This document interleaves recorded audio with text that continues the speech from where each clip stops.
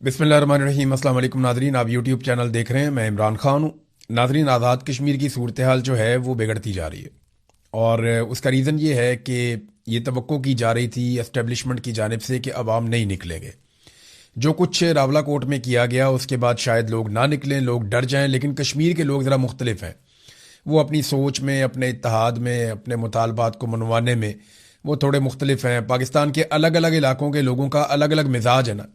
बलूचिस्तान किसी और तरह है, खैबर पख्तूनख्वा किसी और तरह है, तो आज़ाद कश्मीर के लोग डिफरेंट हैं। मकबूजा कश्मीर से हमें सीखना चाहिए था कि वो 70 साल से ज़्यादा हो गया है, इतनी बड़ी फ़ौज वहाँ पे भारत ने दाखिल की हुई है, 10 लाख के करीब फ़ौजी वहाँ पे रखे हुए हैं, फिर भी वो लोग मानते नहीं हैं और वो कहीं ना कहीं अपनी जद्दोजहद करते रहते हैं। अक्सर वो एहतजाज करते हैं, आवाज़ उठाते हैं।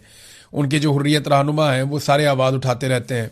बल्कि वहाँ से भी अब पाकिस्तान में जो कुछ हुआ उसके ऊपर कंसर्न शो किया जा रहा है। मीरवाइज उमर फारूक का एक स्टेटमेंट मेरी नज़र से गुजरा और उसने बहुत सारे लोगों ने रीट्वीट भी किया। अब मैं इनके अकाउंट के बारे में ज़्यादा जानता नहीं हूँ, इससे पहले मैंने कभी मीरवाइज उमर फारूक का अकाउंट स्टडी भी नहीं किया, लेकिन यहाँ पे एक ट्वीट है जिसमें वो कंसर्न शो कर रहे हैं कि जो कुछ भी पाकिस्तान में हुआ 2014 में ये अकाउंट बना था, 2,32,000 से ज़्यादा इसके फॉलोअर्स हैं। अब मैं क्योंकि बहुत सारे अहम लोग इसको रीट्वीट कर रहे हैं और वो इसके बारे में कह रहे हैं कि ये उन्हीं का स्टेटमेंट है। बहरहाल वहाँ पे भी सिंपल ये है कि कंसर्न शो किया गया जो कुछ पाकिस्तान में हो रहा है और अमन व अमान से सूरत हाल को कंट्रोल करने पे जोर दिया गया। अब नाजरीन, आज़ाद कश्मीर की इस वक्त मौजूदा सूरत हाल क्या है ये बताने के लिए हमें थोड़ा सा मैप के ऊपर जाना पड़ेगा। मैं अब उतना क्लियरली तो आपको नहीं बता सकता, वहाँ पहाड़ी रास्ते हैं और बहुत सारे ऐसे रास्ते हैं जो पहाड़ों के अंदर से गुजरते हैं, बहुत तंग रास्ते भी हैं और मकामी लोग उनको ज़्यादा बेहतर जानते हैं। लेकिन जो मेन चीज़ें हैं जो मैप के ऊपर मौजूद हैं वो मैं आपको बता देता हूँ। तो पहले हम ज़रा मैप के ऊपर जाएंगे और जायज़ा लेंगे कि इस वक्त आज़ाद कश्मीर की सूरत हाल क्या है, काफिले कहाँ पे पहुंचे हैं। जी तो नाजरीन, ये है मैप और ये आज़ाद कश्मीर है। इस तरफ जो है ये मकबूजा कश्मीर है जो भारत के कंट्रोल में है, ये पाकिस्तान के पास है, आज़ाद कश्मीर है। ये जो रेड डॉट वाली लाइन जो है ये आपको बता रही है कि ये बाउंड्री है। कश्मीर जो है ना वो इस शक्ल का है, ये तरफ बहुत यानी इसकी लंबाई ज़्यादा है और चौड़ाई कम है कश्मीर की। उस तरफ पाकिस्तान है, ये आपको इस्लामाबाद नज़र आ रहा है, ये आपको नीचे रावलपिंडी और बाकी इलाके आपको नज़र आ रहे हैं, ऊपर आप एबटाबाद, मानसेरा, ये सबके साथ साथ कश्मीर की बाउंड्री चलती है। यहां से काफिले रवाना हुए थे। ये भिंबर का इलाका है, नीचे डुडियाल का इलाका है, ये मीरपुर का एरिया है और ये कोटली है जिसको क्रॉस करना था इन काफिलों ने। तो कोटली को क्रॉस करने के बाद ये है मेन पॉइंट जहां पे इस वक्त सारा मामला मौजूद है। इसे कहते हैं रावला कोट। सबसे पहले लड़ाई रावला कोट में शुरू हुई थी। रावला कोट पे ही सबसे बड़ा क्रैकडाउन किया गया। रावला कोट में ही लाशें गिरी हैं, सिक्योरिटी फोर्सेस के लोग भी और जो सिविलियन है वो भी यहां पे शहीद हुए हैं। अभी सूरत हाल यह है कि यहां से जो सबसे बड़ा काफिला चला था, जो भिंबर से और मीरपुर से और डुडियाल से जो निकला था, ये डुडियाल का इलाका है। यहां से जितने भी लोग निकले थे ये सारे इकट्ठे होकर कोटली के रास्ते से ऊपर पुलंदरी की तरफ गए हैं। अब बाकी काफिले इसके अंदर साथ साथ शामिल हो रहे थे। कुछ काफिले इस तरफ से भी आए। ये जो एरिया है इसको ये कहोटा का इलाका कहते हैं, साथ में ये अब्बासपुर का एरिया है और ये साथ साथ ये जो एरिया है, यहाँ बहुत सारे गांव हैं, बहुत सारे देहात हैं, बहुत बड़ी आबादी है। तो ये लोग यहाँ पे अब्बासपुर की तरफ आ गए और ये यहाँ पे जमा। एक जो काफिला है ये पुलंदरी की तरफ से ऊपर जा रहा है और ये पहुंचेगा ये खाई गला। ये एरिया है जहां पे इस वक्त सबका फोकस है। जितने भी मुजाहिरीन हैं वो सारे इस एरिया में इकट्ठे हो रहे हैं, ये वाले एरिया में।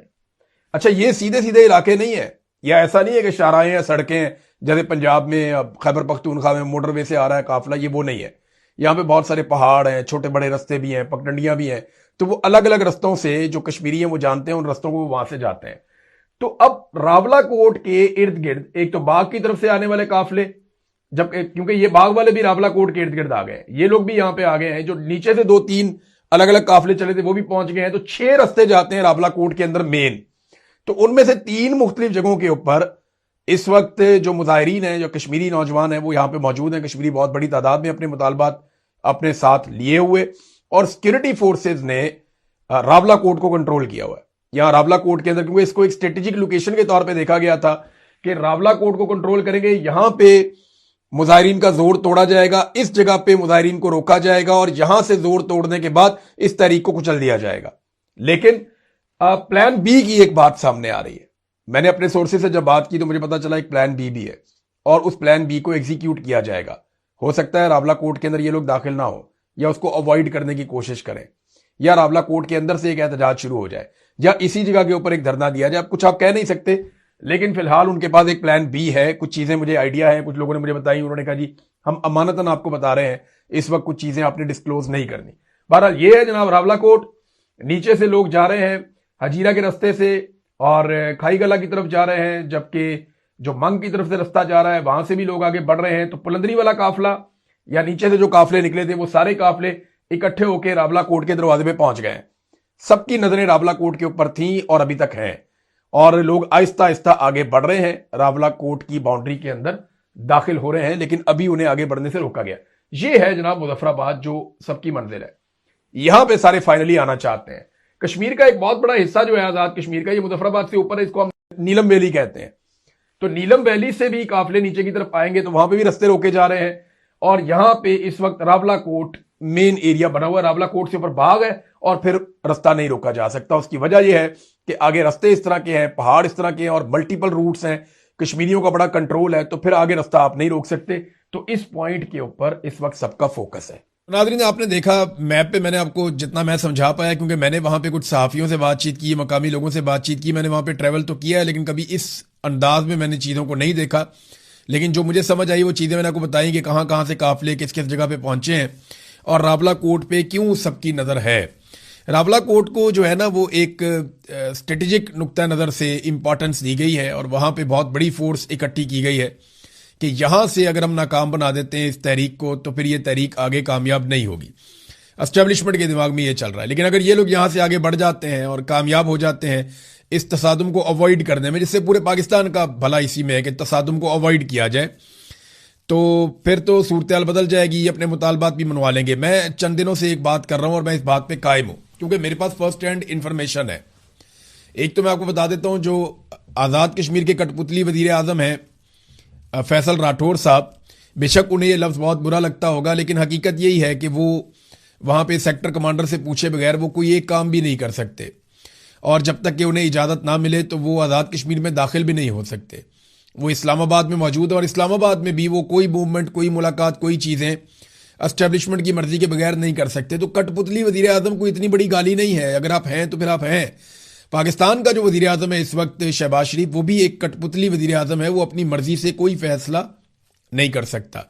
यहाँ पे कठपुतली वजीर आज़म मैं फैसल राठौर को कह रहा हूँ, उनका जो सदर है या सदर का जो बेटा है जरदारी, बिलावल जरदारी, ये सारे भी कठपुतलियाँ ही हैं, तो कोई इतना बुरा बनाने की जरूरत नहीं है इसमें। अच्छा, अब मामला ये है कि ये जो कठपुतली वजीर आज़म है ये इस्लामाबाद में है और वापस नहीं आ रहे। इन्होंने बड़ी वजाहत के साथ अपनी पार्टी की आदत को बता दिया कि इलेक्शन मुलतवी करवाएं, जो मर्जी करें आप। और अब इनके करीबी सोर्सेज जो हैं आज़ाद कश्मीर की हुकूमत के, वो ये बताना शुरू हो गए हैं कि आज़ाद कश्मीर में इलेक्शन मुलतवी करने का फैसला कर लिया गया है। यानी एस्टेब्लिशमेंट ने यह फैसला किया है कि किसी भी सूरत में उन्होंने ये मुतालबा तस्लीम नहीं करने जो आज़ाद कश्मीर के लोग जिनके लिए बाहर निकल रहे हैं। ख़ास तौर पे जो 12 नशिस्तों वाला मामला है, देखें ना, 12 नशिस्तें अगर छोड़ देते हैं पाकिस्तान की एस्टेब्लिशमेंट, उसमें वो कहते हैं जनाब मामला ये है कि ये तो मकबूजा कश्मीर के लोगों के लिए हमने रखी हुई है और ये तो इजहार यकजहती के लिए हमने रखी हुई है। तो इजहार यकजहती करना है कश्मीरियों के साथ या कश्मीर को आज़ाद भी करवाना है? 75 साल से कश्मीर को आज़ाद करवा रहे हैं, आज तक उनके साथ इजहार यकजहती कर रहे हैं। उनकी सीटें चाहिए उनके नाम के ऊपर, वहाँ से आने वाला पानी भी चाहिए, उनके नाम के ऊपर आलमी सतह पर सियासत भी करनी है, उनके हकूक़ के लिए आपने आवाज़ भी उठानी है। लेकिन जब कश्मीरी खुद हकूक़ मांगे तो फिर उनको आपने मारना भी है, उनको डंडे भी मारने, उन पर गोली भी चलानी है। ये बड़ा नामुनासिब है रवैया। तो कश्मीर की आज़ादी के लिए हमने अमली तौर पे क्या किया? हमने जंगें लड़ी, लेकिन हमने कश्मीर का कोई 1 इंच फतह नहीं किया। ये शुरू में जो कबायली गए और जिन लोगों ने मिलकर कश्मीर को फतह किया या कश्मीरियों ने खुद जोर लगाया, तो एक खित्ता आज़ाद कश्मीर बन गया और फिर एक लाइन ऑफ कंट्रोल बन गई कि उस तरफ इंडिया के कंट्रोल में कश्मीर है और इस तरफ जो है वो पाकिस्तानी फौज मौजूद है और एक आज़ाद कश्मीर है। अब आज़ाद कश्मीर बन तो गया, लेकिन आज़ाद कश्मीर के लोगों के हकूक़ पे कब्जा किया गया। वो लोग ये कहते हैं जनाब कि ये 12 नशिस्तें जो है ना, इनके जरिए से एस्टेब्लिशमेंट यहाँ पे कंट्रोल करती है, तो हम नहीं चाहते कि एस्टेब्लिशमेंट हमें ऐसे कंट्रोल करे। अब एस्टेब्लिशमेंट ने साफ पैगाम दिया तलत हुसैन को प्रोग्राम के बीच में कि यार 12 सीटें तो हम नहीं छोड़ते, यहाँ अपने अपने बंदे लाने ही लाने, इनके जरिए से हम हुकूमत बनाते हैं तो हम कैसे छोड़ दें। तलत हुसैन ने वो पैगाम पढ़ के भी सुना दिया। अब वजीर आजम आज़ाद कश्मीर जो है, उन्होंने जब सारी सिचुएशन सामने रखी तो दो ऑप्शन है। एक, या तो वो कहते हैं कि इस ऑपरेशन को रोकें, मुज़ाकरात करवाएं, चीज़ों को नॉर्मलाइज करवाएं और फिर आप इलेक्शन की तरफ जाएं, तो फिर आपके चांसेस है कि धांधली वांधली करके आप चीज़ें कंट्रोल कर लेंगे। दूसरा जो ऑप्शन है वो ये कहते हैं फिर इलेक्शन ना करवाएं आप। अगर आपने ये कत्लेआम करना है और इस पूरी तहरीक को ताकत के साथ कुचलना है तो उसमें आपको सैकड़ों लोग मारने पड़ जाएंगे या दर्जनों लोगों को आपको मारना पड़ जाएगा। तो जब आप इतने सारे लोगों को कत्ल कर देंगे, हर इलाके में लाश जाएगी। पहले ही कश्मीर की आबादी को बहुत ज्यादा नहीं है, ये बात वहां जंगल में आग की तरह फैलेगी और सारे लोग इकट्ठे हो जाएंगे। तो फिर आप इलेक्शन को खत्म कर दें, फिर आप 2 साल इलेक्शन ना करवाएं कश्मीर में, और बतौर एडमिनिस्ट्रेटर फैसल राठौर साहब की ख्वाहिश है कि उनको कंटिन्यू करने दिया जाए। ये 2 चीजें हैं। लेकिन इसके साथ साथ वो बड़ी चालाकी और होशियारी के साथ पाकिस्तान भर के मीडिया को ऑफ द रिकॉर्ड और बाद ऑन द रिकॉर्ड और अपने लोगों के जरिए से ओवरसीज पाकिस्तानियों को सबको वो ये कहते जा रहे हैं कि मैं तो मुज़ाकरात का हामी हूं, मैं तो मुज़ाकरात करना चाहता हूं, फौरी तौर पे मुज़ाकरात होने चाहिए। कहां है एक्शन कमेटी वाले मेरे भाई, उनको मेरे साथ बिठाएं ताकि हम उनके साथ मुज़ाकरात करें। तो दूसरी तरफ वो ये वाला प्रोपेगेंडा भी साथ साथ फैला रहे हैं। तो ये बड़ा जबरदस्त खेल है जो खेला जा रहा है। इसमें पीपल्स पार्टी, PMLN, ये सारे बराबर के शरीक हैं। ये मिलकर एस्टेब्लिशमेंट के साथ ये खेल खेल रहे हैं। लेकिन अब करना क्या है? देखिए, इस वक्त जो फार्मूला है वो ये है कि ताकत के जरिए से, भरपूर ताकत के जरिए से अवामी एहतजाज को कुचल दिया जाए, चाहे उसके अंदर कितना भी नुकसान हो। मीडिया इसको दिखाएगा नहीं और आलमी सतह पे खबरें जाने नहीं दी जाएंगी, और कश्मीरियों को जो उनकी हकूक की मूवमेंट है उसके समेत कुचल दिया जाए। और फिर पाकिस्तान पीपल्स पार्टी के लोग जो अभी वज़ीर आज़म में कठपुतली फैसल राठौर, ये लोग मैदान में आए और आकर के आए जी बैठे बात करते हैं। बीच में से बंदे चुने जाएं और बैठकर बातचीत की जाए कि नहीं जी देखें वो गलत लोग थे, हम तो आपके साथ हैं, हम तो कश्मीरी हैं, कश्मीरियों के हकूक के लिए खड़े हैं। कुछ हकूक कश्मीरियों को दे दिए जाएं और कुछ चीज़ें जो है उनको रोक लिया जाए, जो एस्टेब्लिशमेंट की रेड लाइन है वो क्रॉस ना की जाए, तो फिर चीज़ें नॉर्मलाइज हो जाएंगी। और ये लोग जो इस जुल्म और बर्बरियत का हिस्सा है, ये कल को अवाम के साथ हमदर्दियां हासिल करने के लिए इकट्ठे भी हो सकते हैं। तो एक प्लान तो इनका ये भी है। लेकिन प्लान तो अल्लाह रब्बुल इज्जत बनाता है ना। असल प्लान तो होता है हमारे रब का। इंसान की प्लानिंग तो धरी की धरी रह जाती है।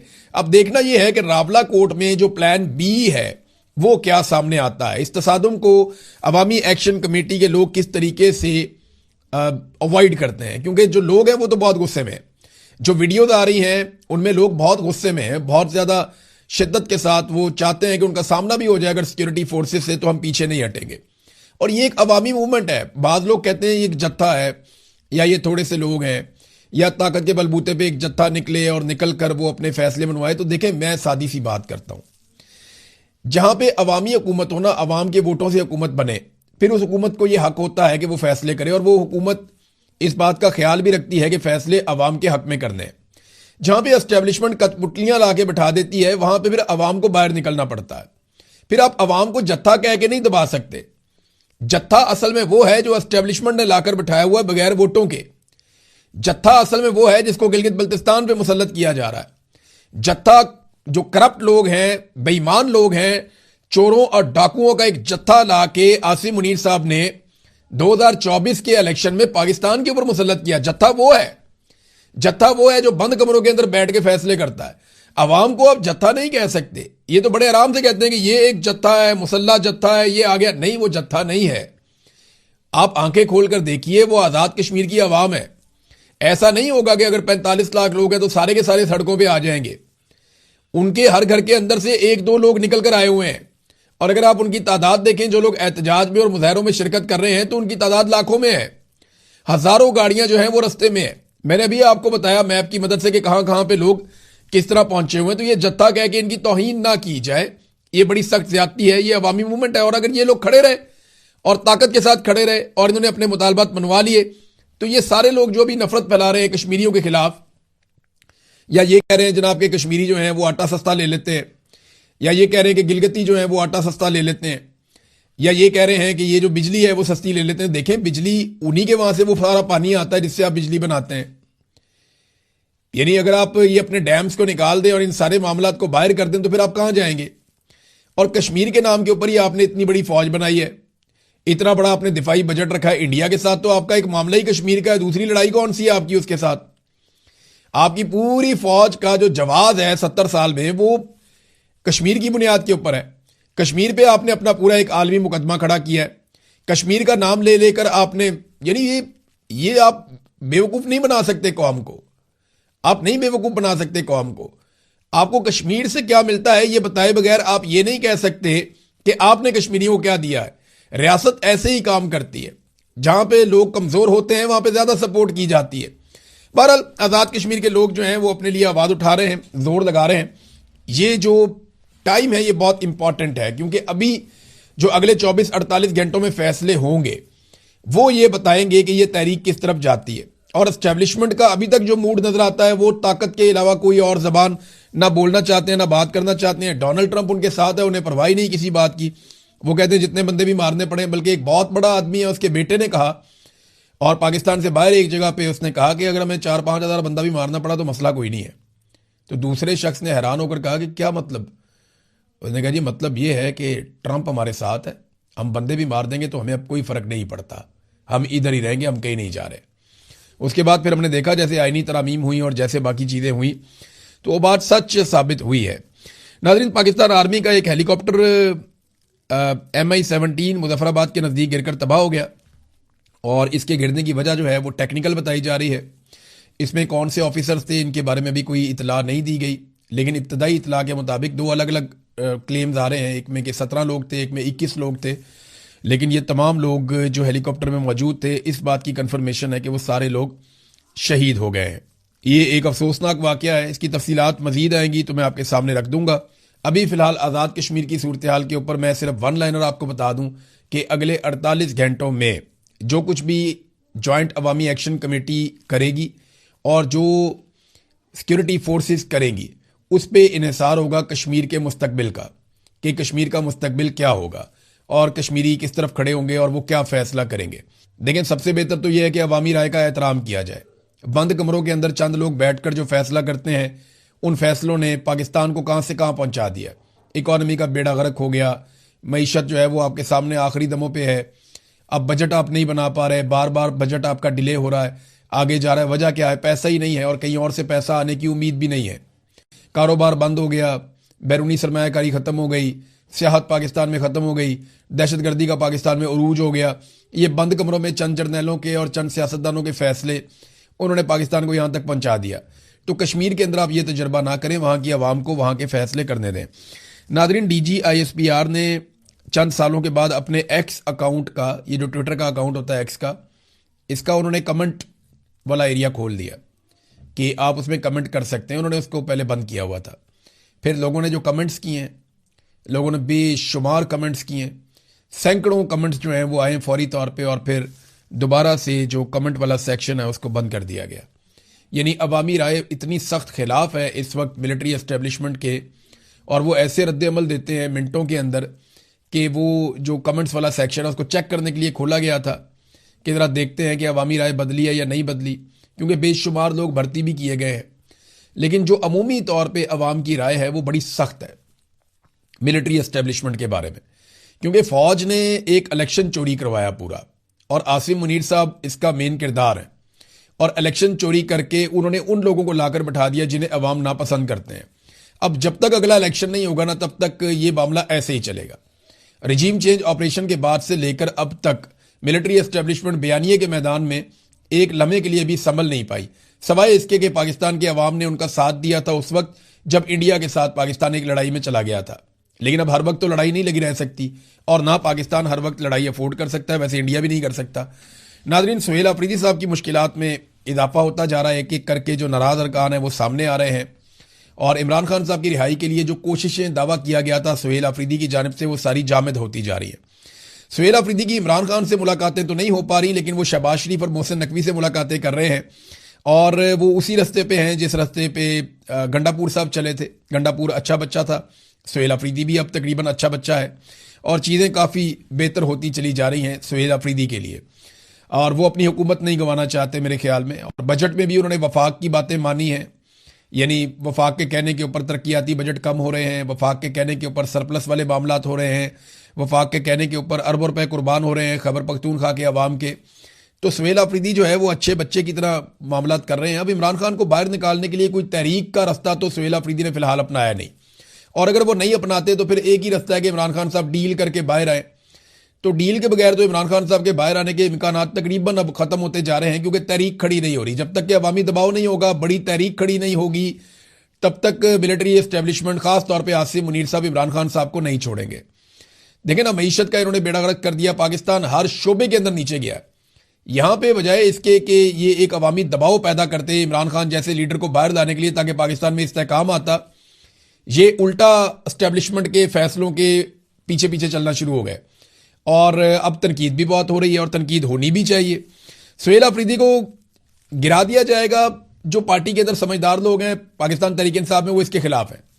वो ये कहते हैं इमरान खान की चॉइस है, फिलहाल इसको चलने दो। लेकिन सुहेल आफरीदी साहब जो कर रहे हैं उसके खिलाफ शदीद रद्द अमल पाकिस्तान